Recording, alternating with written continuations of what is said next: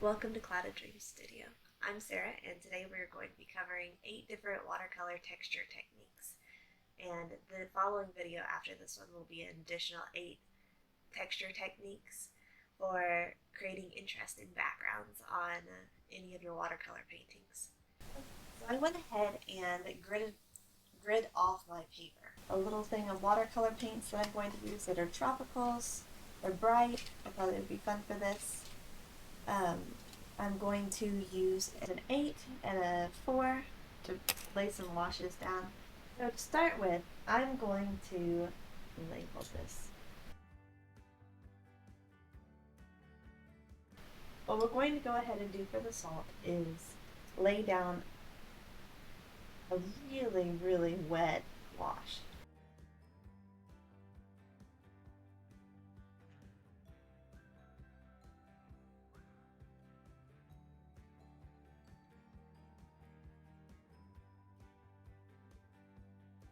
I'm going to drop some color in here, and I'm going to get my salt, and at the top, this is just normal table salt. I'm going to sprinkle it. And on the bottom section, I'm going to get coarser salt, my little sea salt. Coarser salt at the bottom. You can see the salt laying on there. This is one that you have to be patient with, and you have to let it dry. With this one, we're going to lay down a wash.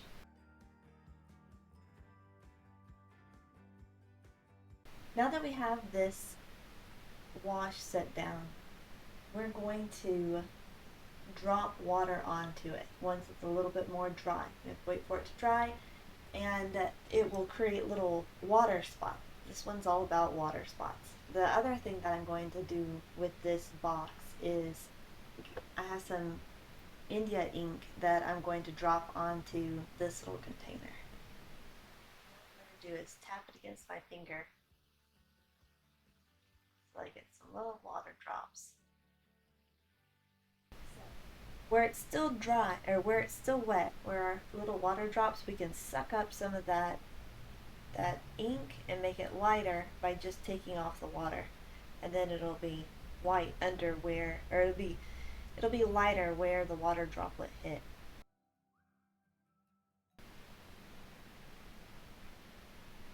So with little bottles like this, you can create really neat splatter effects. It doesn't have to be ink, it can be paint, the watercolor paint. You can drop it from above.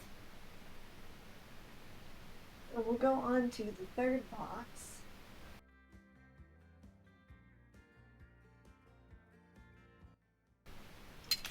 Blotting is a technique in watercolor where you use paper towels or Q-tips or anything to lift off color, and it leaves an interesting texture behind.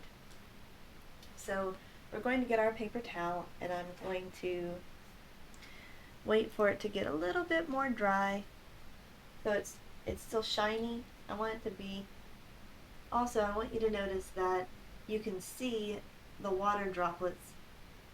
If you want them more pronounced whenever you have them, then take that water off. And if you want them just subtle water droplets, you just want these little, then leave that water on there, and that'll make it rehydrates the paint below it. But what I'm going to do for these clouds is I'm going to press it down, and it's going to make these interesting shapes in here.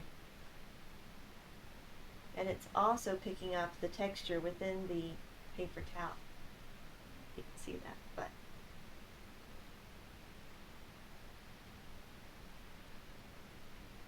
you can also blot away some of the by rubbing it or just pushing it down. If you want it real soft, you can make it damp. and make the line softer.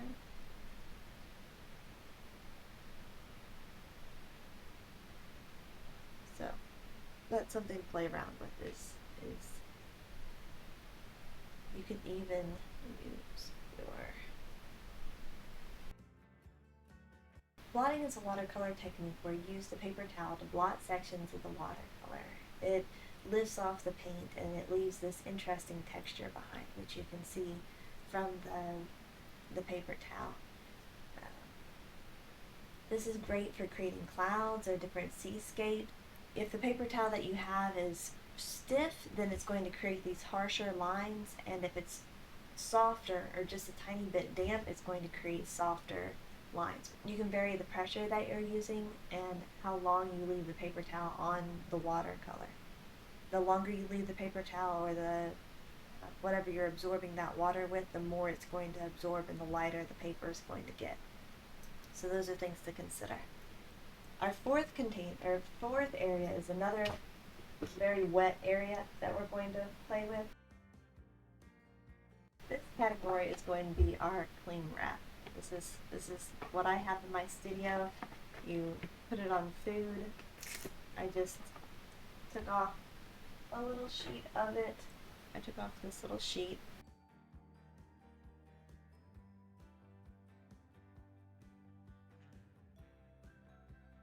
I'm going to scrunch up my saran wrap a little bit and then lay it where I want it over this. And then I can just move it around wherever I want it. And you can see how it gets lighter in some areas. It's going to pull under the sections that are pressed down into the watercolor paint. So the more you manipulate it, you can kind of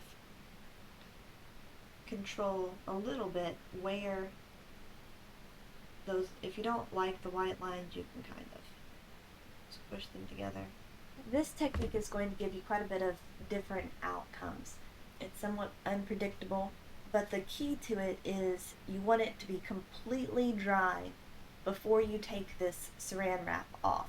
And I'm going to fold this over here like that so I can work in this bit. But you can also do this technique with wax paper. It's going to give you flatter, harsher lines, but you can do this with wax paper also. So our next one, our fifth one, is going to be splatter painting, and I use this one quite a bit. I'm very fond of splatter painting.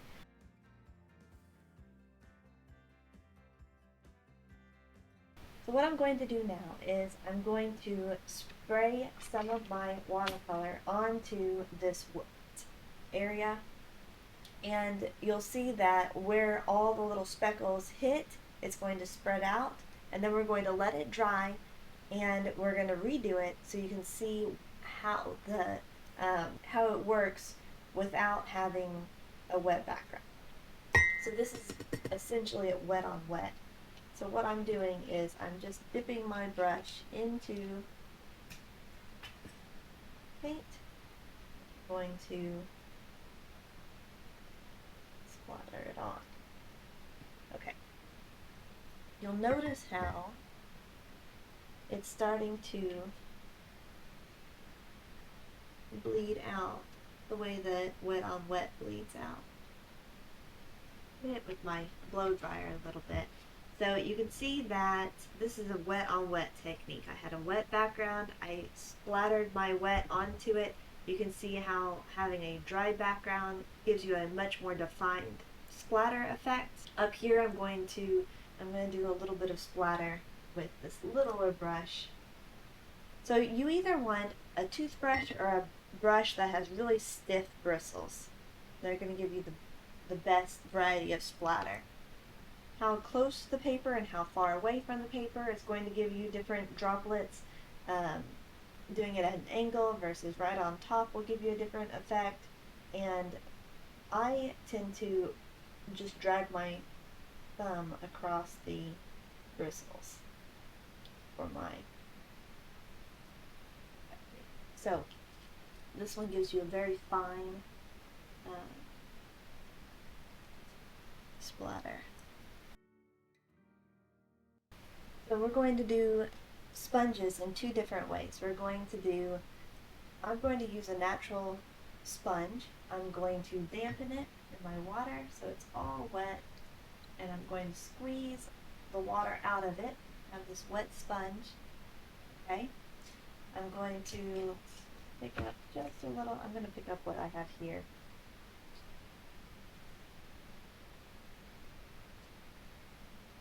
Pick up the watercolor with it, and I'm going to lightly push it on. It's going to give us like a leaf look. This is great if you want to put leaves down. I'm going to put more paint.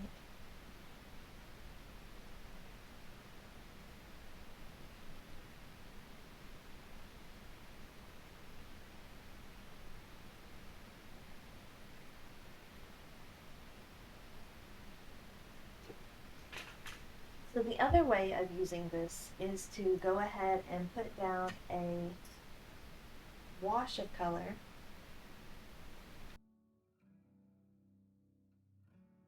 So what I'm going to do with this now is more of a subtractive method. I'm going to pretty much blot with my sponge and show you what effect that gives me.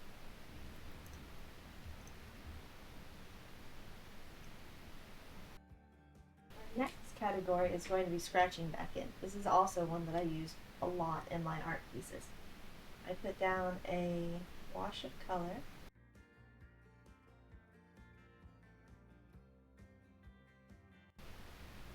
You can either use something to score it like this and draw back into your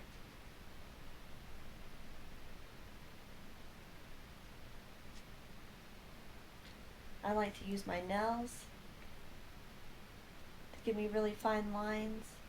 You can do little dots. You can just do whatever you want and draw back into it. And then whenever it's dry, it gives you a different effect.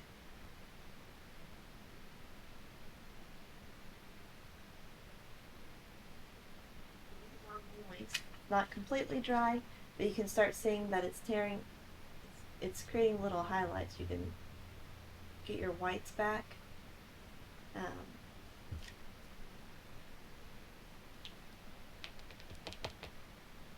You can also use thumbtacks to create little lines. Our last category is going to be dropping alcohol in. So what we want to do for this one is lay down another wash.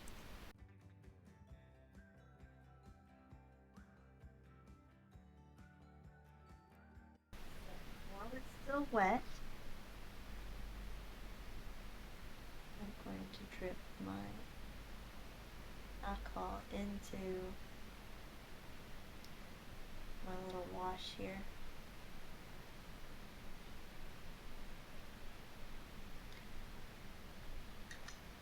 So alcohol on the watercolor paper is going to create these blooms of patterns that they just fan out. It gives you little white rings. It's very interesting. You can also put your alcohol on Q-tips and dab back into it.